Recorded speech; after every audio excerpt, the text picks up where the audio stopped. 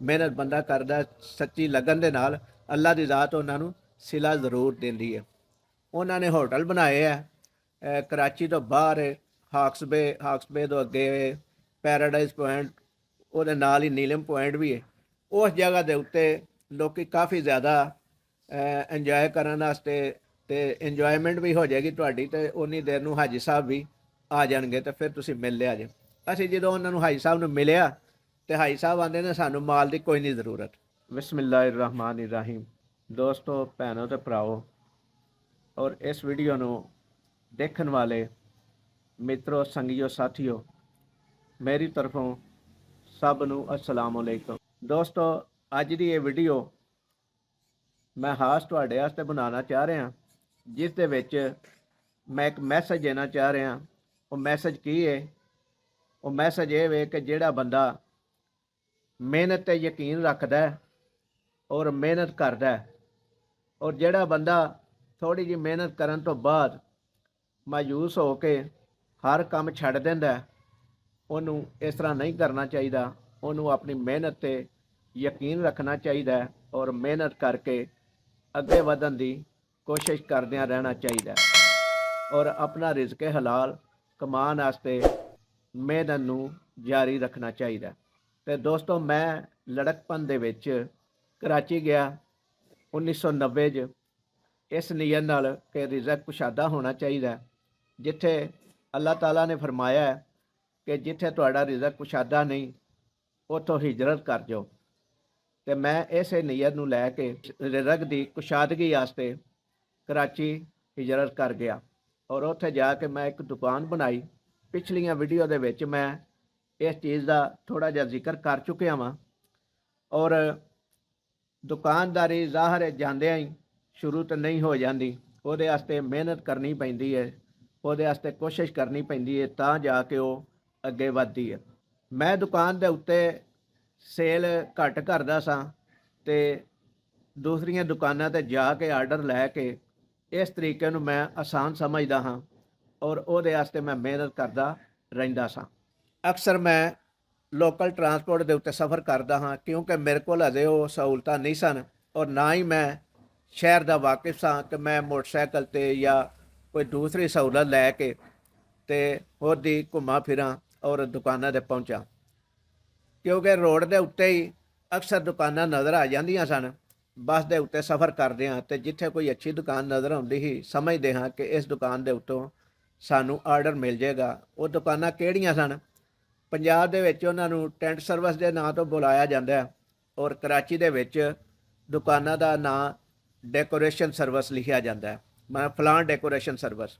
ਇਸ ਤਰ੍ਹਾਂ ਹੀ ਮੈਂ ਇੱਕ ਦਿਨ ਗੁਜ਼ਰ ਰਿਹਾ ਸਾਂ ਟਰਾਂਸਪੋਰਟ ਦੇ ਉੱਤੇ, ਇੱਕ 7C ਬੱਸ ਦੇ ਉੱਤੇ, ਲਿਆਰੀ ਦਾ ਇਲਾਕਾ ਸੀ, ਤੇ ਮੈਂ ਦੇਖਿਆ ਬੱਸ ਦੇ ਵਿੱਚੋਂ ਕਿ ਬਲੋਚ ਟੈਂਟ ਸਰਵਿਸ ਲਿਆਰੀ ਦੇ ਇਲਾਕੇ ਦੇ ਵਿੱਚ ਬਹੁਤ ਬੜੀ ਦੁਕਾਨ ਸੀ। ਦਿਲ ਦੇ ਵਿੱਚ ਇਹ ਗੱਲ ਆਈ ਕਿ ਕਿਉਂ ਨਾ ਇਸ ਦੁਕਾਨ ਦੇ ਉੱਤੇ ਵੀ ਵਿਜ਼ਿਟ ਕੀਤਾ ਜਾਏ ਔਰ ਆਪਣੀ ਕਿਸਮਤ ਅਜ਼ਮਾਈ ਜਾਏ।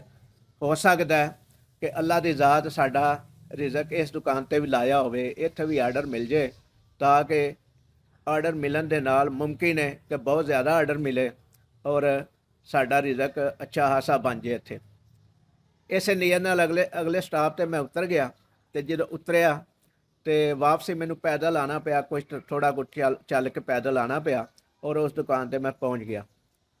ਉਸ ਦੁਕਾਨ ਦੇ ਅੰਦਰ ਗਿਆ ਤੇ ਜਦੋਂ ਉਹਨਾਂ ਦੇ ਜਿਹੜੇ ਮੁਤਲਕਾ ਮੁਲਾਜ਼ਮ ਸਨ ਉਹਨਾਂ ਨਾਲ ਗੁਫ਼ਤਗੂ ਕੀਤੀ, ਉਹਨਾਂ ਨੂੰ ਦੱਸਿਆ, ਆਪਣਾ ਤਾਰਫ ਕਰਾਇਆ ਕਿ ਇਸ ਕਿਸਮ ਦਾ ਅਸੀਂ ਕਾਰੋਬਾਰ ਕਰਨੇ ਆ, ਬਿਜ਼ਨਸ ਕਰਨੇ ਆ, ਸਾਡਾ ਆਪਣਾ ਪੰਜਾਬ ਦੇ ਵਿੱਚ ਕਾਰਖਾਨਾ ਹੈ, ਉਹਦਾ ਮਾਲ ਅਸੀਂ ਇੱਥੇ ਵੇਚਨੇ ਆ, ਦੁਕਾਨਾਂ ਤੇ ਜਾ ਕੇ ਆਰਡਰ ਲੈ ਕੇ। ਚੰਦ ਇੱਕ ਦੁਕਾਨਾਂ ਦਾ ਵੀ ਦੱਸਿਆ ਕਿ ਉਹਨਾਂ ਲੋਕਾਂ ਵੀ ਸਾਡੀਆਂ ਦਰੀਆਂ ਲਈਆਂ ਨੇ, ਇਸਤੇਮਾਲ ਕੀਤੀਆਂ ਨੇ, ਔਰ ਉਹਨਾਂ ਨੂੰ ਸਾਡੀਆਂ ਦਰੀਆਂ ਅੱਛੀਆਂ ਲੱਗੀਆਂ ਨੇ। ਤੇ ਉਹਨਾਂ ਕਿਹਾ ਕਿ ਜਨਾਬ, ਸਾਨੂੰ ਅਸੀਂ ਤਾਂ ਨਹੀਂ ਆਰਡਰ ਦੇ ਸਕਦੇ ਤੁਹਾਨੂੰ, ਲੇਕਿਨ ਸਾਡਾ ਆਰਡਰ ਲੈਣ ਵਾਸਤੇ ਤੁਹਾਨੂੰ ਸਾਡੇ ਹਾਜੀ ਸਾਹਿਬ ਨੂੰ ਮਿਲਣਾ ਪਏਗਾ, ਲੇਕਿਨ ਉਹ ਹਾਜੀ ਸਾਹਿਬ ਤੁਹਾਨੂੰ ਇੱਥੇ ਨਹੀਂ ਮਿਲਣਗੇ ਇਸ ਦੁਕਾਨ ਤੇ। ਉਹਨਾਂ ਨੇ ਹੋਟਲ ਬਣਾਏ ਆ ਕਰਾਚੀ ਤੋਂ ਬਾਹਰ, ਹਾਕਸਬੇ ਤੋਂ ਅੱਗੇ ਪੈਰਾਡਾਈਜ਼ ਪੁਆਇੰਟ, ਉਹਦੇ ਨਾਲ ਹੀ ਨੀਲਮ ਪੁਆਇੰਟ ਵੀ ਹੈ। ਉਸ ਜਗ੍ਹਾ ਦੇ ਉੱਤੇ ਲੋਕੀ ਕਾਫੀ ਜ਼ਿਆਦਾ ਇੰਜੋਏ ਕਰਨ ਵਾਸਤੇ, ਜਿੱਦਾਂ ਛੁੱਟੀ ਦਾ ਤਿਉਹਾਰ ਹੁੰਦਾ ਹੈ ਜਾਂ ਛੁੱਟੀ ਦਾ ਦਿਨ ਹੁੰਦਾ, ਉਸ ਦਿਨ ਉਹ ਉੱਥੇ ਲੋਕੀ ਜਾਂਦੇ ਨੇ, ਤੇ ਉੱਥੇ ਸਾਡਾ ਬਿਜ਼ਨਸ ਹੋਟਲ ਦਾ, ਖਾਣੇ ਦਾ ਹੋਟਲ ਦਾ ਬਿਜ਼ਨਸ ਹੈ।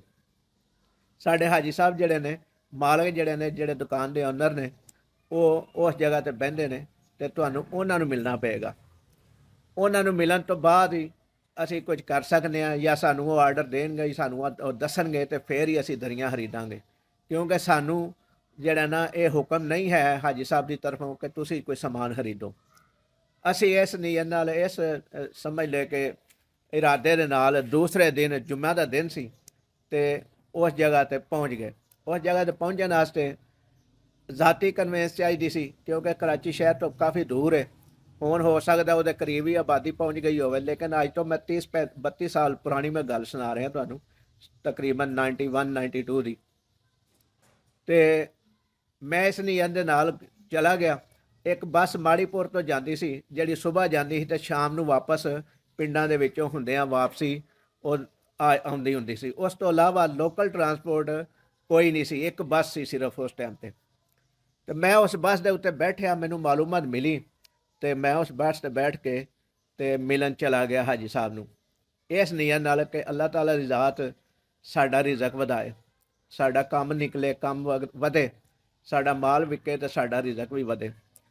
ਤੇ ਜਦੋਂ ਉੱਥੇ ਪਹੁੰਚਿਆ ਤੇ ਉੱਥੇ ਪਤਾ ਚੱਲਿਆ ਕਿ ਹਾਜੀ ਸਾਹਿਬ ਜਿਹੜੇ ਨਾ ਕਰਾਚੀ ਗਏ ਹੋਏ ਨੇ ਜੁਮੇ ਦੀ ਨਮਾਜ਼ ਪੜ੍ਹਨ ਵਾਸਤੇ।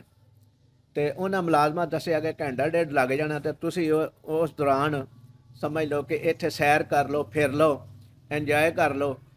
ਉਸ ਤਰ੍ਹਾਂ ਹੋ ਸਕਦਾ ਤੁਸੀਂ ਨਹੀਂ ਸੀ ਆਉਣਾ, ਤੇ ਲੇਕਿਨ ਅੱਜ ਆਏ ਹੋ ਇਸ ਸਬਬ ਨਾਲ ਕਿ ਸਾਡਾ ਕਾਰੋਬਾਰੀ ਸਿਲਸਿਲੇ ਦੇ ਨਾਲ ਤੇ ਇੰਜੋਇਮੈਂਟ ਵੀ ਹੋ ਜਾਏਗੀ ਤੁਹਾਡੀ, ਤੇ ਉਨੀ ਦੇਰ ਨੂੰ ਹਾਜੀ ਸਾਹਿਬ ਵੀ ਆ ਜਾਣਗੇ ਤੇ ਫਿਰ ਤੁਸੀਂ ਮਿਲ ਲਿਆ ਜੇ।